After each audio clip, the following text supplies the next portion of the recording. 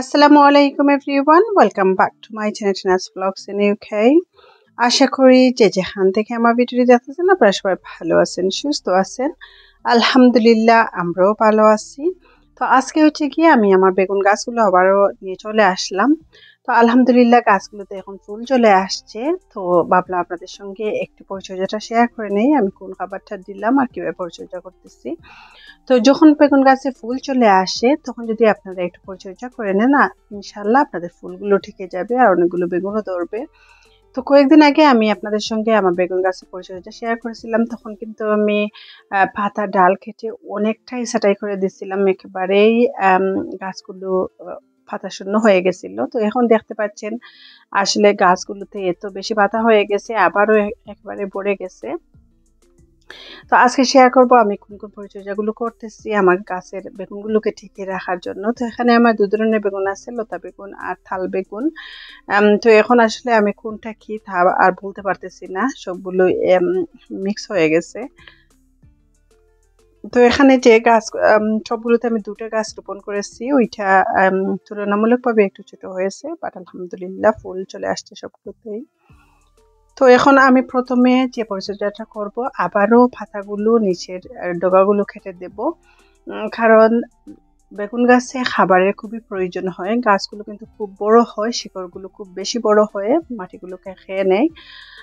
তো যেহেতু পাতাগুলো বড় হয়ে গেছে আর এই পাতাগুলো পুষ্টি কিন্তু অনেকটাই টেনে নেয়, তো যদি পাতাগুলোকে কেটে দেওয়া হয় এতে করে ফুলগুলো টিকে থাকার সম্ভাবনা বেশি থাকে। আর অবশ্য খাবার দিতে হবে। গাছগুলো তুলনামূলকভাবে অন্যান্য গাছ থেকে বেগুন গাছে খাবারের প্রয়োজন একটু বেশি থাকে। তো আজকে আমি যে খাবারটা দেব সেটাও আপনাদের সঙ্গে শেয়ার করব। আর এই খাবারের পাশাপাশিও আমি অর্গানিক খাবারগুলো দেওয়ার চেষ্টা করি, যেগুলো আমি বাজার থেকে কিনে নিয়ে আসছি। তো আমি অল্টারনেট করে দেওয়ার চেষ্টা করি। যদি এক সপ্তাহ আমি বাজার থেকে কিনে নিয়ে আসা খাবারগুলো দেই, তাহলে অন্য সপ্তাহ আমি ঘর থেকে বানানো খাবারগুলো দিয়ে থাকি। তো এখানে দেখতে পাচ্ছেন একটা পাতা আমার স্লাগে খেয়ে ফেলছে। তো অনেক সময় আসলে স্লাগগুলোও চলে আসে, ইভেন তো আমি স্লাগের মেডিসিনও দিয়ে থাকি, বাট তবুও এক এক সময় ওরা বেয়ে বেয়ে উঠে আসে। তো গাছগুলোকে তেমন একটা নষ্ট করতেছে না, দুই একটা পাতা ছাড়া। তো ওই পাতাগুলো এমনিতেই কেটে ফেলতেছি। তো যেগুলো একটু বেশি বড় হয়ে গেছে পাতা উপরের দিকে, ওগুলোও ছাঁটাই করে দিচ্ছি, আর নিচের দিকের পাতাগুলো ছাঁটাই করে দিচ্ছি। তো বেগুন গাছের পাতাগুলো খুবই দ্রুত বড় হয়ে যায়। তো যখন ছাঁটাই করবেন কয়েকটা পাতা রেখে আপনারা যদি বড় পাতাগুলো ছাঁটাই করে নেন, এতে করে কিন্তু দ্রুত অন্যান্য পাতাগুলোও বড় হয়ে যাবে, আর অবশ্য ফলে ফুলে ভরে যাবে আপনাদের গাছগুলো। আর এখন যেহেতু আলহামদুলিল্লাহ ওয়েদারটা অনেকটাই ভালো হয়েছে, তো খুবই অল্প দিনে আসলে 2 দিন আগে এই ভিডিওটা করেছিলাম, আর 2 দিন পরে আলহামদুলিল্লাহ আমার সবগুলো ফুলও ফুটে গেছে। তো ভিডিও শেষেতে আপনাদের সঙ্গে একটু শেয়ার করে নেব। তো এখানে দেখতে পাচ্ছেন আমার গাছ এখানে দুটো, তো দুটো একেবারে বসি হয়ে গেছে, ওইগুলোকে ছাঁটাই করে দিচ্ছি।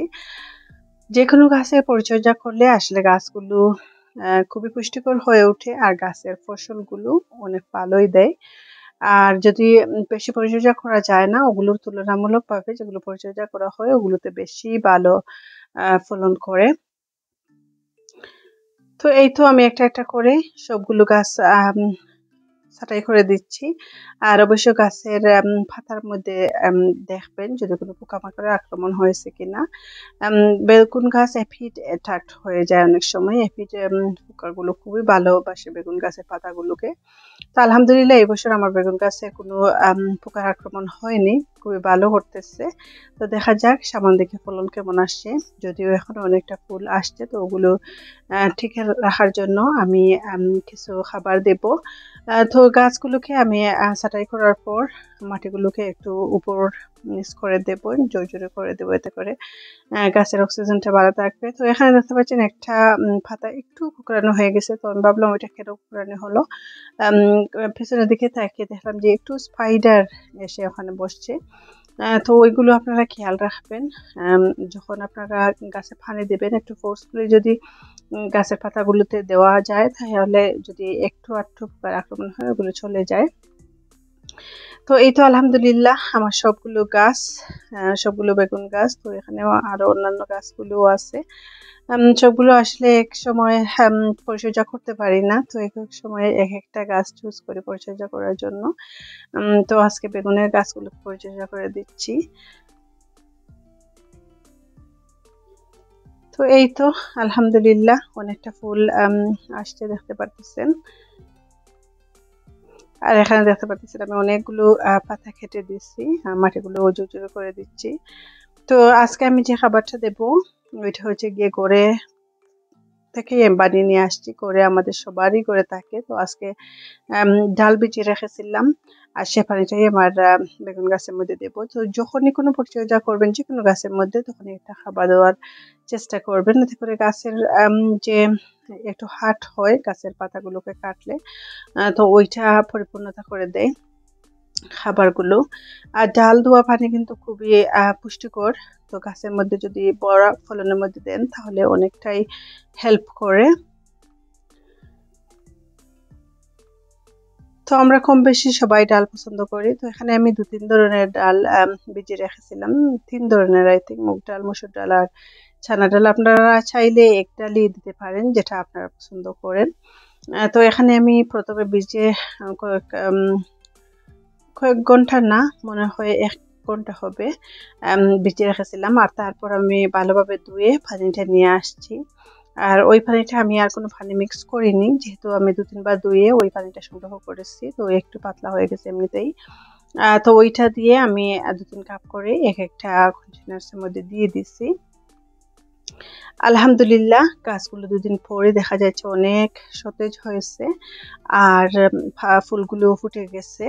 তো সবাই ভালো থাকবেন। Thank you for watching. আল্লাহ হাফিজ। তো এই তো 2 দিন পর আমি আরেকটা ক্লিপ নিয়ে চলে আসলাম। তো আলহামদুলিল্লাহ গাছগুলো দেখতে পারতেছেন পুরোটাই আবারও চেঞ্জ হয়ে যাচ্ছে, পাতাগুলো বড় হয়ে গেছে আর অনেকটাই ফুল ফুটে গেছে।